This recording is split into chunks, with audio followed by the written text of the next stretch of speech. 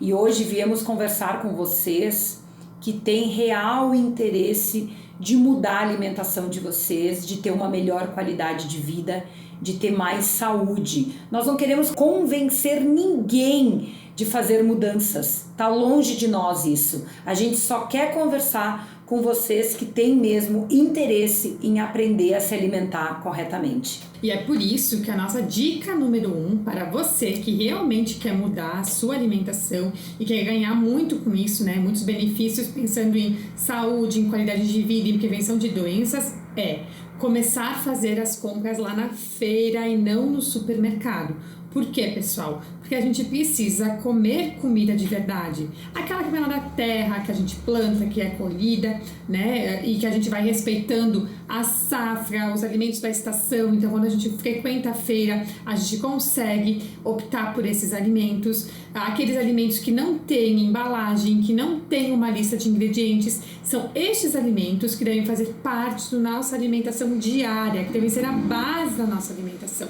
A gente precisa, dentro disso, e é o que nós vamos passar para vocês aqui, é saber escolher melhor os alimentos. Então, por exemplo, os carboidratos, que é aquele grupo que entra as frutas, que entra as farinhas, que entra os tubérculos, por exemplo. A gente tem que aqui dar preferência para o consumo das frutas, para o consumo dos tubérculos, que aqui a gente entra a batata doce, a batata baroa, o inhame, o cará, o aipim, por exemplo. O próprio arroz integral também, O próprio arroz né? integral, né? Que são as melhores fontes de carboidratos que a gente vai ter quando a gente vai comparar isso às farinhas, por exemplo, aos biscoitos, às massas, aos bolos, que não tem nutrientes ali, que não agregam benefícios para a nossa saúde. E aqui falando, pessoal, de todas as farinhas, né? Porque essas preparações, elas vão ser preparadas com farinhas.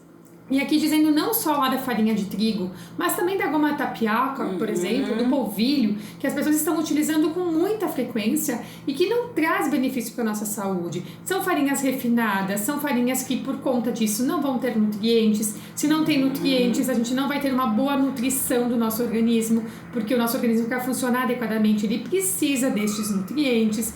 São farinhas que vão fazer um pico de açúcar no nosso sangue, porque eles se transformam em açúcar muito rápido, vão fazer pico de insulina, e isso não é legal. A gente sabe hoje que esse desequilíbrio do metabolismo da insulina tem relação com várias doenças.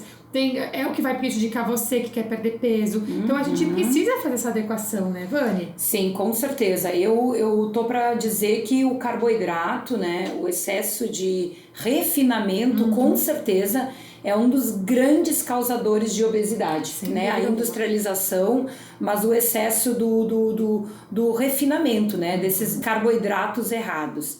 E quando a gente fala em proteína, pessoal, a gente também tem que se remeter a isso que a Marina falou, de alimentos, né? Então a gente teria que evitar ali tudo que vem enlatado, embutido, né? Presunto, essas coisas, e trocar por proteínas, né? Proteínas animais, ovos, e para os veganos as leguminosas, né? Feijão, lentilha, grão de bico, né? Então baseado também em comida de verdade, tá? Eu acho que aqui, Vani, vale a pena a gente dizer, porque eu percebo muito na prática clínica que as pessoas, elas não consomem o presunto, mas acabam comendo o peito de peru, achando que estão fazendo uma super substituição. Gente, dá na mesma, né? Então, assim, tá dando um tiro no pé. Então, a gente substitui isso por proteína animal ou vegetal de boa qualidade. É isso que a gente precisa pensar. Isso. E com relação aos enlatados, pessoal, que é uma dica que todo mundo tem, né? O atum, a sardinha. Então, assim, não é contraindicado, mas a gente tem que ter um limite de enlatado, né? De não ultrapassar, por exemplo, o consumo de 2 latinhas por semana, por exemplo, né? Então, tentar controlar. E pensando nas gorduras, né, pessoal? Que a gente não tem que ter medo de consumir gorduras, mas é claro que a gente tem que atentar para a qualidade dessa gordura. Então, a gente tem que estar consumindo aqui boas gorduras, como as oleaginosas, né? Que aí entra a castanha, as amêndoas, as nozes, que pode fazer parte de um lanche de vocês. As sementes, né? Como a semente de girassol, a semente de abóbora, a chia, o gergelim, os óleos, né, pensados a frio, aqui entra o próprio azeite de oliva extra virgem, como um óleo de abacate pensado a frio, que é muito legal, que gera bastante saciedade. O óleo a gente vai ter de gergelim, de chia, todos esses óleos que são pensados a frio, a gente pode sim estar usando no nosso dia a dia. E aí a gente limita o consumo da gordura saturada, né, que a gente vai encontrar, por exemplo, que é a gordura natural das carnes, que é a gordura lá da manteiga, e a gente corta, pessoal, essa é a indicação da nossa alimentação, o consumo de gordura trans, que é aquela gordura que a gente vai encontrar nos alimentos industrializados e que não só tem malefícios, pessoal, esse tipo de gordura. Então essas sim não são bem-vindas na nossa alimentação. E outra gordura que é bem legal, Marina, e tá muito em alta, né? É a gordura do coco, né? Então, assim, lascas de coco, né? Que a gente também pode utilizar como uma opção de lanche. Então, não deixa de ser comida de verdade, é um lanche prático, né? Lascas de coco que a gente poderia ter, né? E o legal da gordura, né, Vani, é que elas geram muita saciedade. Muita saciedade. Então, aquele dia que você tá com muita fome, optar pela lascas de cocos, pelas castanhas, por exemplo, num lanche, vai ajudar nisso, né? A gerar mais saciedade. Muito bom. A próxima dica que a gente quer deixar aqui para vocês é com relação ao consumo de alimentos crus ao longo do dia. Bom, pessoal, assim, os alimentos crus, eles devem fechar o mínimo de 400 gramas por dia. Isso não é pouca coisa, tá? Ali a gente tem um grande aporte de vitaminas, minerais para a nossa máquina andar, que eu costumo dizer, tá?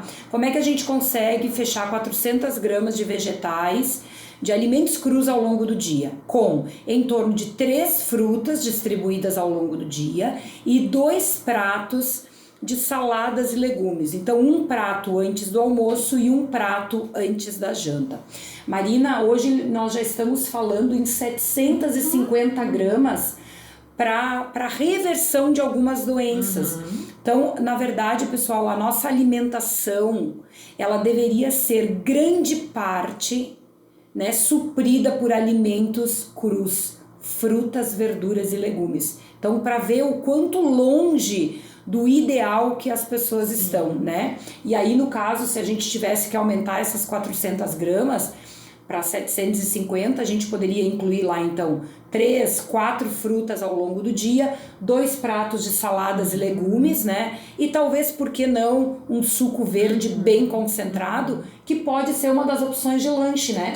A pessoa já sai de manhã, faz o suco de manhã, leva dentro de um recipiente fechadinho, né? E vai consumir lá no lanche da manhã ou no lanche da tarde, para aumentar o aporte, então, desses alimentos crus, né, ricos em vitaminas e minerais ao longo do dia, e ainda foge do biscoitinho, de alguma coisa que a pessoa pode vir a acabar comendo, né, Marina? Sim.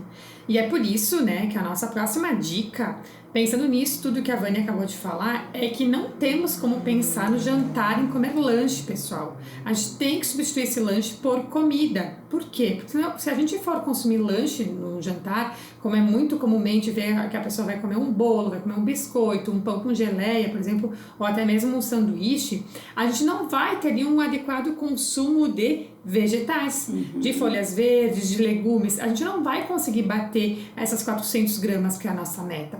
Até porque, pessoal, e eu sugiro que vocês façam isso, façam uma reflexão e observem o prato de vocês, o quanto de vegetais ocupa de espaço nesse prato. Porque o que é comum a gente perceber na prática clínica? Que as pessoas até comem, mas comem uma folhinha de alface, uma fatia de tomate, uma fatia de cenoura. Isso é muito pouco. Tentem pesar isso para vocês verem o quanto que vai dar. É muito pouquinho perto do que a gente tem de sugestão e de indicação, porque essa é uma sugestão baseada, né, em estudos científicos.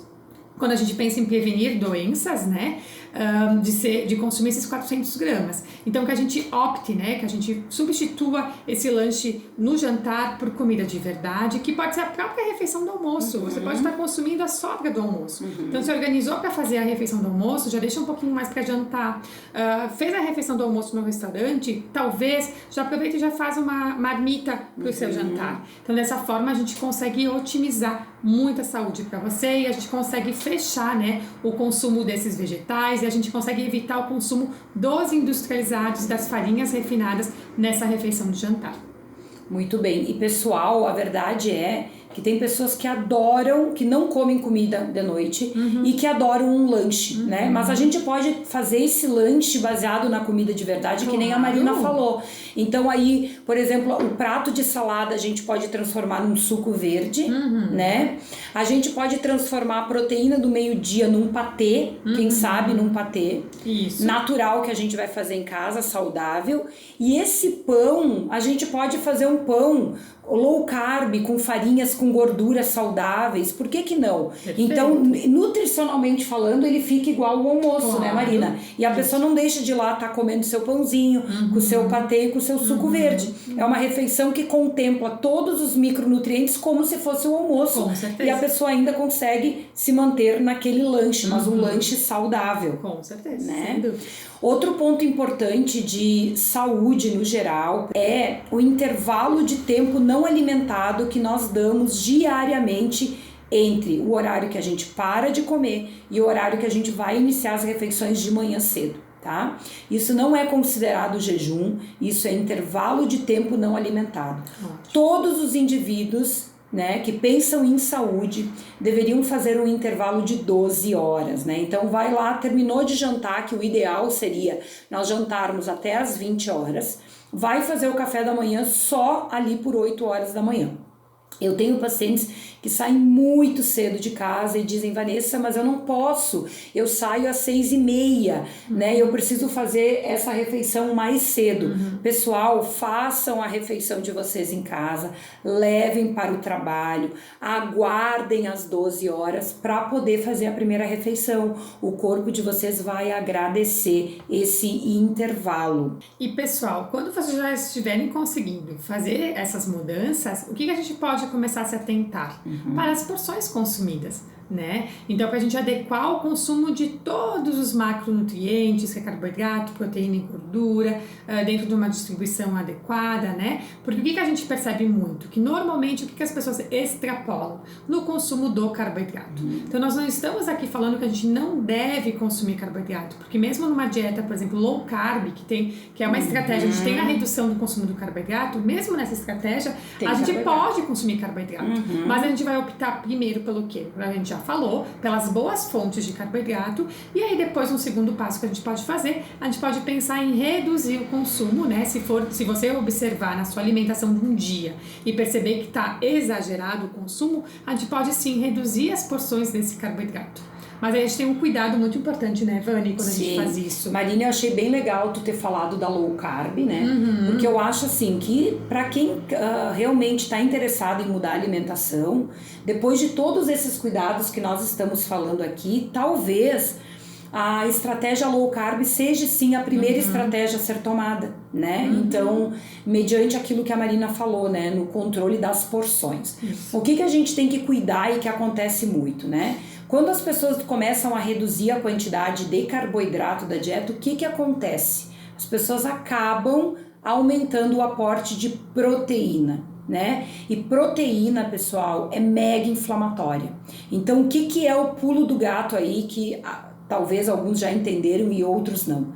No momento que a gente reduz o carboidrato, a gente automaticamente vai ter que aumentar algum macronutriente, né? Alguma coisa na dieta, vamos assim dizer.